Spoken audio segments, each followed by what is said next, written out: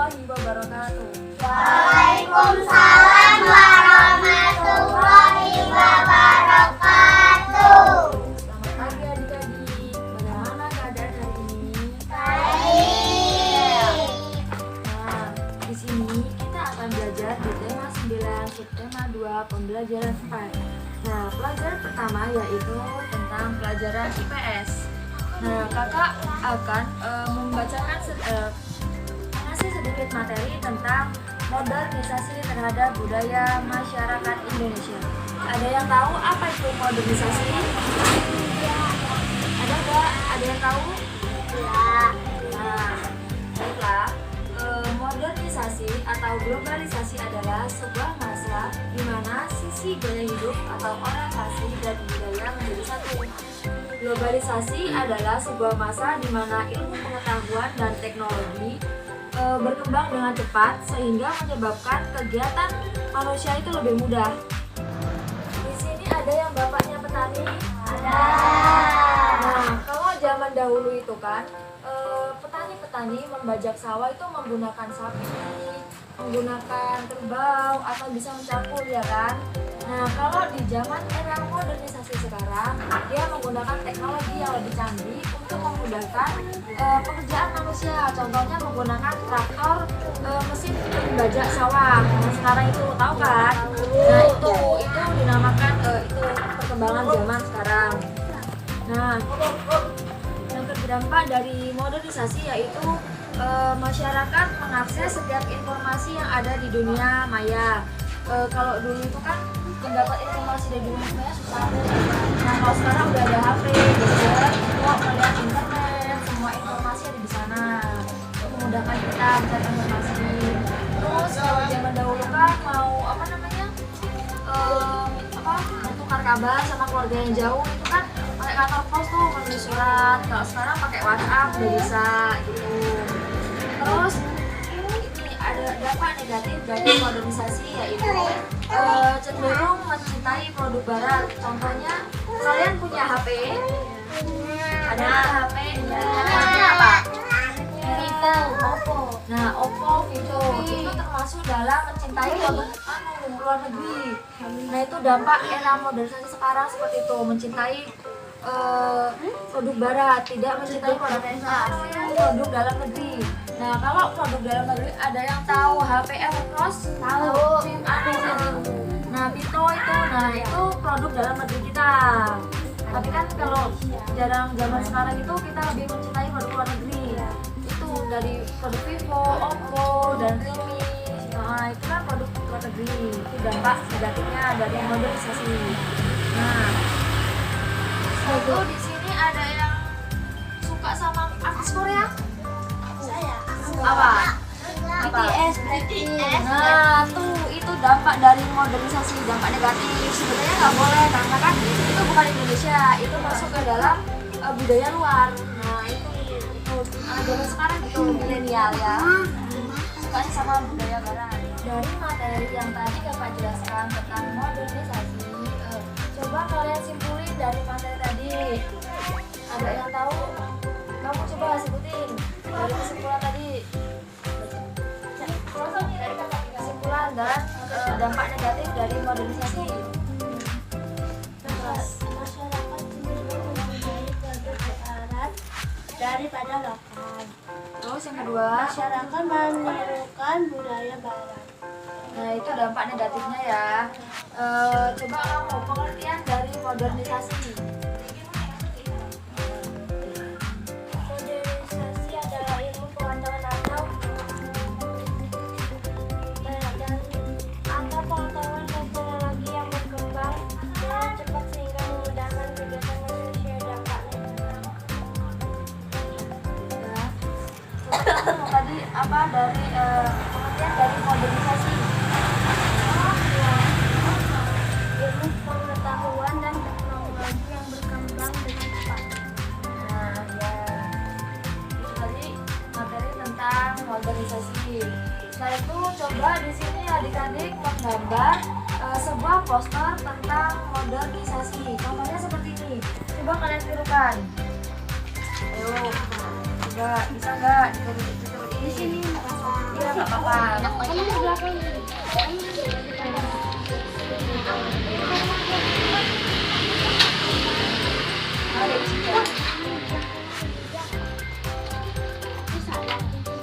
Coba di sini aja di sini.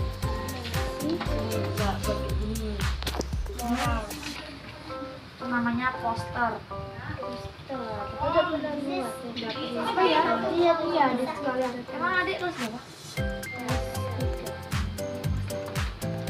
Pernah waktu kelas 2 apa 3 ya?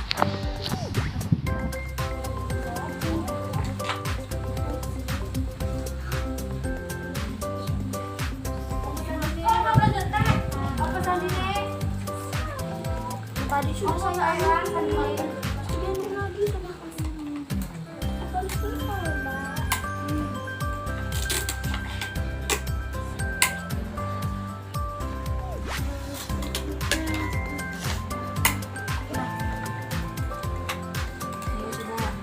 ini pemain pakai ini.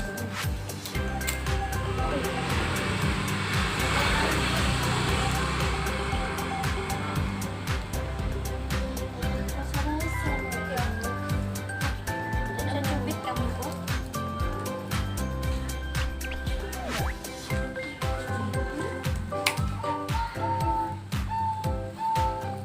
Nah, berikutnya yaitu pelajaran bahasa Indonesia. Nah, di dalam sebuah cerita itu ada yang namanya alur, alur cerita. Ada yang tahu alur apa itu alur? Nggak tahu? Ya, alur yaitu rangkaian peristiwa yang membentuk sebuah cerita. Jadi dalam cerita itu ada alurnya, ada step by stepnya untuk dalam sebuah cerita. Nah, alur itu dibedakan menjadi 3. Yang pertama alur maju, alur mundur, dan alur campuran. Nah, alur maju yaitu ditandai dengan peristiwa dimulainya cerita sampai akhir.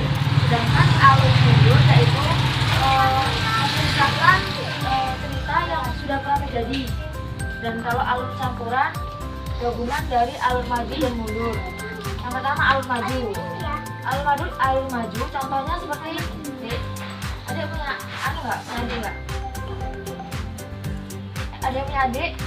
Nah, contohnya kamu ketika di sekolahan menceritakan adik kamu, apa namanya, dari dia kecil sampai dia dewasa, itu dinamakan alur maju.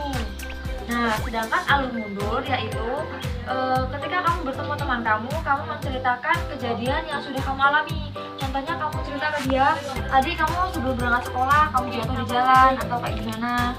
Nah, itu pernah kan? Itu namanya menceritakan yang sudah terjadi. Nah, itu namanya alur mundur. Nah, kalau alur campuran yaitu gabungan dari alur maju dan mundur. Yaitu persatuan dan kesatuan dalam kegiatan musyawarah. Nah, nilai persatuan dan kesatuan dalam kegiatan musyawarah ini mengutamakan musyawarah untuk mufakat adalah ciri khas negara Indonesia yang menerapkan sistem demokrasi Pancasila yang didasarkan pada sila keempat Pancasila. Tahu nggak sila keempat Pancasila itu yang mana? Coba sebutin. Ayo, satu orang. Siapa? Cepet, siapa yang bisa? Yang keempat, sila keempat Pancasila. Ayo.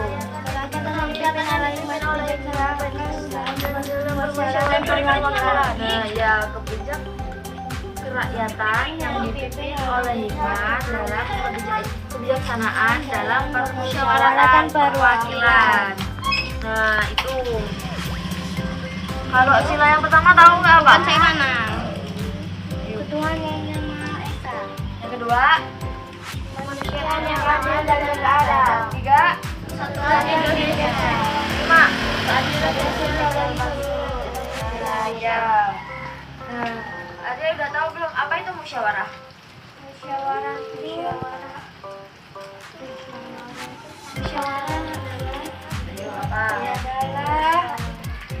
musyawarah Apa? Setelah mudahnya gimana? Apa itu musyawarah?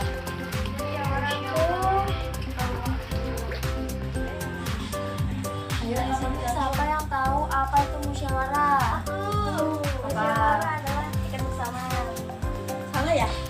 Nah, musyawarah yaitu pembahasan bersama dengan maksud mencapai keputusan bersama atau mencapai suatu keputusan. Nah, contohnya kayak di dalam kelas itu kan untuk menentukan kelas kita, itu kan kalian musyawarah sama ketua kelas, sama perangkat kelas dan yang lain.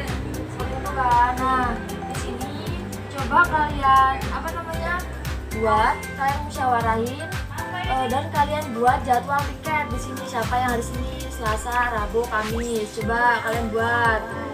Nah, musyawarah sambil musyawarah bareng-bareng ditentuin siapa yang mau.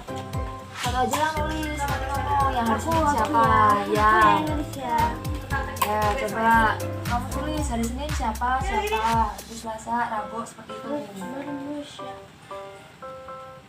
Yang nulis berapa? Satu aja nggak apa-apa. Bicara nggak usah nulis nih. Siapa yang mau hari Senin? Siapa nih? Ya. Dua orang aja ya. Coba siapa? Lagi. Saya. Hari Selasa. Yang hari Selasa siapa? Saya. Nah tuh. Hari Sabtu. Oh adiknya Siapa lagi? Satu lagi. Kata kamu hari Senin. Kamu. Jadwal tiket. Oh itu. Ini jadwal jadwal tiket. Hari Rabu. Hari Rabu siapa? Asal udahan. Hari Senin tadi? Enggak tadi kan tulis tak?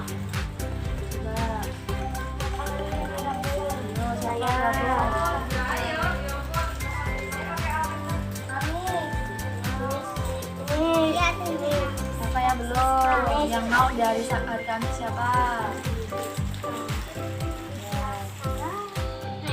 Nah sekarang udah pada mau pulang belum? Udah capek? Udah lapar ya? Makan ya. Nah habis ini ada PR. Coba ditulis PR-nya buat nanti di rumah. Coba ditulis.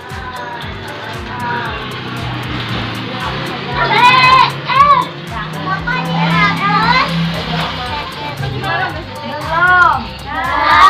Coba sih lihat lagi. Kalian akan buat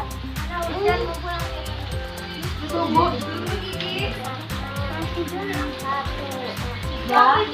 ya membuat daftar kegiatan Jadi dewe nih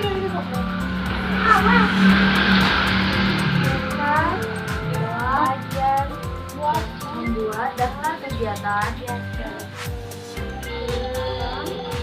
dan peristiwa di dalam keluarga.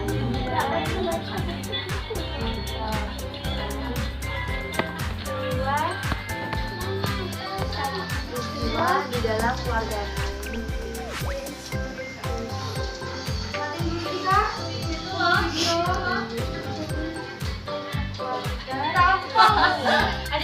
Yang dapat mendorong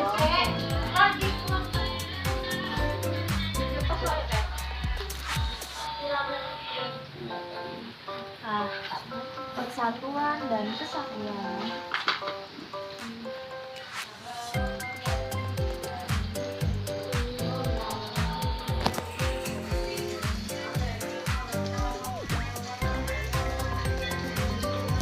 Sudah. Antar anggota keluargamu.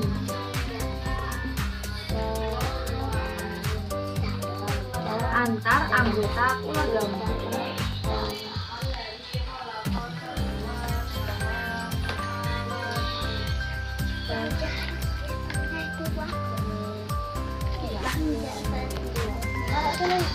Nah, ini dikerjain bersama dengan orang tua kalian ya. Nah, habis itu besok dikumpul. Sama tadi kan udah ngambil kesimpulan dari materi tadi yang pertama udah tulis kan. Nah, itu bisa dikumpul. Nah, habis itu besok kalau udah dikerjain, dikumpul, nanti dikasih nilai. Oke? Baiklah, kita tutup kegiatan ini dengan membaca lafal hamdalah.